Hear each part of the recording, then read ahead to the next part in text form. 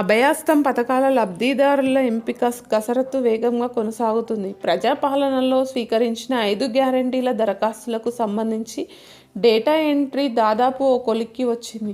Aadhaar, ration కార్డులను క్రోడీకరించి దరఖాస్తులోని సమాచారాన్ని పోల్చి చూస్తున్నారు.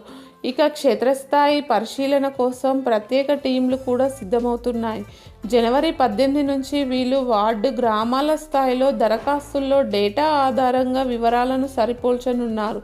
ఇక ఆర్థికపరమైన అంశాలను అధ్యయనం చేసిన అధికారులు వివరాలను ప్రభుత్వానికి సమర్పిస్తున్నారు. ప్రజాపాలన దరఖాస్తుల్లో ఎక్కువగా 200 యూనిట్ల వరకు ఉచిత విద్యుత్, 500 గ్యాస్ సిలిండర్, మహిళలకు ఆర్థిక భరోసా కింద ఇచ్చే 2500కు వంటి వాటికి ఎక్కువ దరఖాస్తులు వచ్చాయి. ఈ పథకాలకు త్వరలోనే ప్రారంభించే ఆలోచనలో ప్రభుత్వం ఉన్నట్లు తెలుస్తుంది.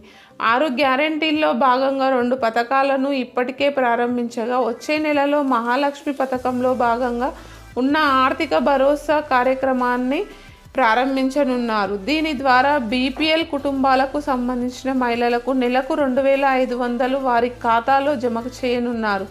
అయితే వీటికి విధి విధానాలు కూడా ఫిబ్రవరి నెలలోనే విడుదల కానున్నాయి.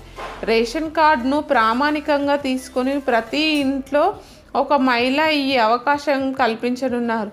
ఆ కుటుంబంలో ఇప్పటికే పెన్షన్ లబ్ధిదారులుంటే వాళ్ళ పరిస్థితి ఏంటి అనే దానిపై క్లారిటీ రావాల్సి ఉంది.